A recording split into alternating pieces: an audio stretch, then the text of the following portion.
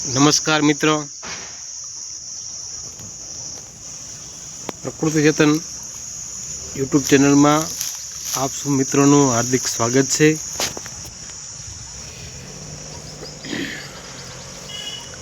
મિત્રો, આપણે જોઈએ છીએ અત્યારનું વાતાવરણ.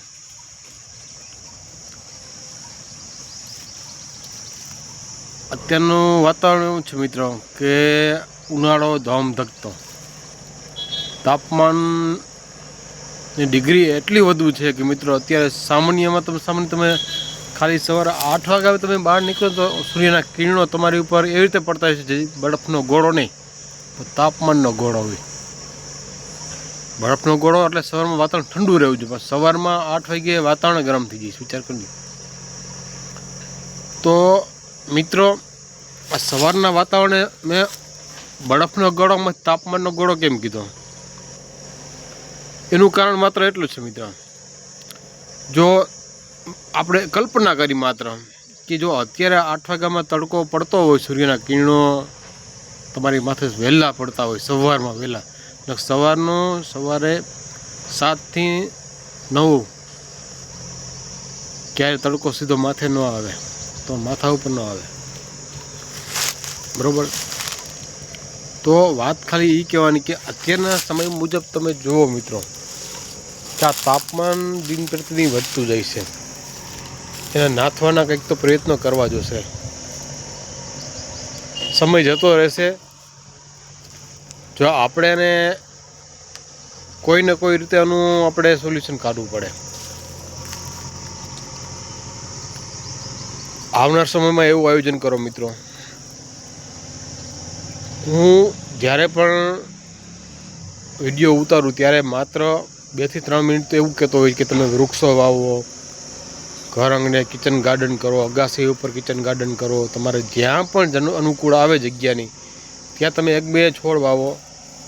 ભલે ઊંચાઈ ન થાય એવા, પણ નીચા તમે કિચન ગાર્ડન વાવી શકાય એવા પણ શાકભાજીનું વાવેતર કર્યું, જેથી તમારું ઘરનું આજુબાજુનું વાતાવરણ છે ને ઠંડુ રહે. જો ઘર આંગણાનું વાતાવરણ ઠંડુ રહેશે તો આજુબાજુનું વાતાવરણ, જો વિચાર કરી ઘર આંગણે 5 વ્યક્તિ આજુબાજુ રહેતા હોય, 5 વ્યક્તિના આંગણે એક માત્ર નાનો છોડ હોય ને મિત્રો, તો વાતાવરણ થોડું ઘણું ઠંડુ રહેશે. આવું હર ગામડે, તાલુકા, શહેરે, ગામડે, આખા શહેરોમાં, મોટા મેગા સિટી, નાના સિટી, દરેક ગામડે અથવા શહેરોમાં, હોળ વિસ્તારમાં તમને જ્યાં પણ અનુકૂળ લાગે ને મિત્રો વૃક્ષોનું વાવેતર કરો. સારી રીતે જતન કરો તેમનું. પ્રકૃતિ ચેતન ચેનલ માત્ર ચેનલ નથી મિત્ર, આ કોઈ શોખ ખાતર ચેનલ નથી બનાવી. હું ફ્રી થાઉં મિત્રો કે પર ડે ક્યારેક હું મૂકી શકતો હોય વિડીયો, ન મારા પાસે સમય હોય ત્યારે હું મૂકું છું. પણ કહેવાનો મતલબ શું કે જો બધા સજાગ થશે તો આવનાર સમય આપણા પેઢીને જ્યાં તડકો આપણે સહન કરી છે ને એના કરતાં વધારે સહન કરવો ન પડે એના માટે અત્યારથી પ્રયત્નો કરવાના છે. માત્ર મારે કહેવાનો મતલબ એવો છે મિત્રો, મારા મંતવ્ય મુજબ, કે તમે 100 વૃક્ષો નથી વાવો, માત્ર આપણે એક જ વૃક્ષ વાવવાનું હોય. વર્ષ દરમિયાન આપણે એક વૃક્ષ વાવીએ. સામાન્ય એક ગામ હોય ને 3000ની વસ્તી હોય તો મને એટલી ખબર પડે એ 3000 વસ્તીમાં 5 વ્યક્તિ તો એવા હોય છે જેને વૃક્ષ પ્રત્યે એટલી લાગણી તો હોય છે. વર્ષમાં 5 વૃક્ષનું તો વાવેતર થશે ને મિત્રો, જાજા નહીં, 5 વૃક્ષ વાવો. પણ વિચાર કરો 5 વૃક્ષનું વાવેતર કરો અને ઘર આંગણે જુએ, જો જગ્યા હોય તો આપણે કિચન ગાર્ડન કરી શકાય, બરાબર મિત્રો? આ એક સામાન્ય વાત છે, આ નૈતિકતાની બાબત છે કે આ એક રસનો વિષય છે. હું તમને કહું કે વાવો વૃક્ષ વાવો, જતન કરો, એનો કોઈ મતલબ છે જ નહીં. આપણા હૃદયથી, અંતકરણથી આપને એમ થાય કે આપણે એક વૃક્ષ વાવવું છે, તેમનું જતન કરવું છે, આપણા બાળકોને આ બાબતે સમજણ આપવી છે. વિચાર તો કરો. વિદેશના લોકો આ તાપમાનને નાથવા માટે ઘણા પ્રયત્નો કરે છે. જેવી રીતે વિદેશની સરકાર કરી, આપણી ભારત સરકાર, ગુજરાત સરકાર કરે જ છે. સરકાર દ્વારાથી અમુક NGOને આની કામગીરી સોંપેલી છે, પણ પરંતુ થોડી ઘણી અંશે આપણે પબ્લિક પણ જાગૃત થવું જોઈએ મિત્રો. માત્ર સરકાર ઉપર રહેવાથી કંઈ સરકારને ફાયદો ક્યારે થશે? જ્યાં સરકારને આપણે સપોર્ટ કરીશું તો. ભારત સરકારની જે ફોરેસ્ટ વિભાગ છે તે સરકાર આ વૃક્ષોનું જતન બાબતે જ કરે છે જાળવણી, પણ આપણે શું હોય થોડીક આપણી નૈતિકતા ભૂલી જાય. આપણે માત્ર આપણા સ્વાર્થ માટે આપણે આડેધડ વૃક્ષોનું કટિંગ કરી રહ્યા છીએ. એ યોગ્ય નથી મિત્રો. તમે ના જરૂરિયાત કોઈ વૃક્ષ સુકાઈ ગયું હોય તો એની હવે જેમ બીજા એ વૃક્ષનું કટિંગ કરો, પણ એની બાજુમાં જ્યાં જગ્યા મળે ને મિત્રો કે નડતરરૂપ ન હોય, આજથી આપણે એવું વિચારવાનું હોય કે આજથી 10 વર્ષ સુધી કે આ જગ્યા પર આ વૃક્ષનું નડતર થાય એમ નથી, તો જ ત્યાં જ વાવેતર કરો. ખોટી બિન જગ્યાએ તમે વાવેતર કરશો અને આ વૃક્ષ માન વર્ષથી 2 વર્ષનું થાય તમે કાપી નાખો તો એનો કોઈ મતલબ નથી. તો એના કરતાં તમે કિચન ગાર્ડન કરો. ઘરનું વાતાવરણ પ્રફુલ્લિત રહેશે, ઘર આંગણે ઠંડુ રહેશે, તો તાપમાન થોડું ડાઉન થઈ જશે. વૃક્ષનું વાવેતર લાંબા ટાઈમ માટે કરવાનું હોય મિત્રો. એનું આપણે ઘણા રોડ રસ્તા પર જતા હોય, અમુક વૃક્ષનું તમે જોવો વિચાર કર્યો અને થડ ઉપર એનો અંદાજ આવે કે ઓછામાં ઓછું આ 200 વર્ષ જૂનું વૃક્ષ છે, 50 વર્ષ જૂનું છે, કે 10 વર્ષ છે કે 500 વર્ષ.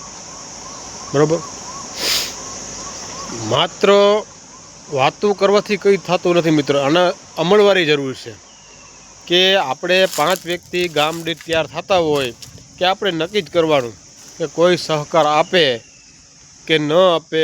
ગામમાં મને એવો યોદ્ધા હોય છે, એ કોઈ એવું ગામ નહીં હોય, કોઈ શહેરમાં એવા વોર્ડ નહીં હોય ને, બરાબર, કે શહેરમાં તમે વોર્ડના સભ્યોને મળો ને કે સાહેબજી અમારે એક પિંજરાની જરૂરિયાત છે, પણ મને એટલી ખબર પડે કે હાલની સરકારમાં કે કોઈ પણ સરકારમાં કોઈ તમને પિંજરું આપવાનું ના નહીં પડે, અથવા એના સંસ્થા એના જે ગ્રાન્ટમાંથી જો મળવાપાત્ર હોય છે, અથવા તો એના એ કોઈ સ્વૈચ્છિક ફંડ તમને આપે, અથવા તો એ પોતે દાતા બની જાય.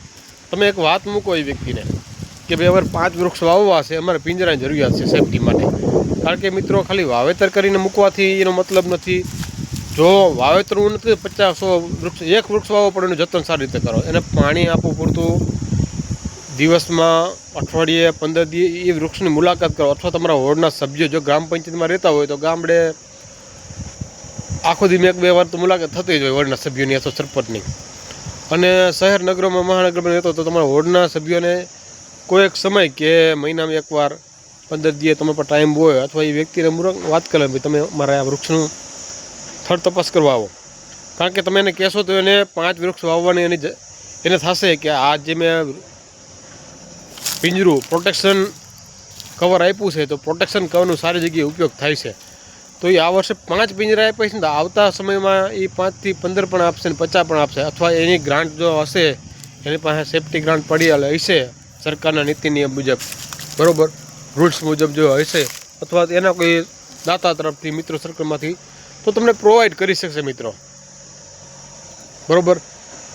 વધુ મિત્રો, કારણ કે આપણે વૃક્ષ બાબતે વાતો કરી તો અનેરી વાતો થાય, અમુક કલાકોને કલાકો હોઈ જાય, પણ મિત્રો અમુક સમય મર્યાદા હોય કે આપણે 10 મિનિટ 15 મિનિટનો વિડીયો, કારણ કે અમુક વ્યક્તિ ખાલી વિડીયો જોતા હોય ખાલી કે આ તો વ્યક્તિ બણગાટ ઠોકે, પણ મિત્રો બણગાટ ઠોકવાની વાત નથી આવતી.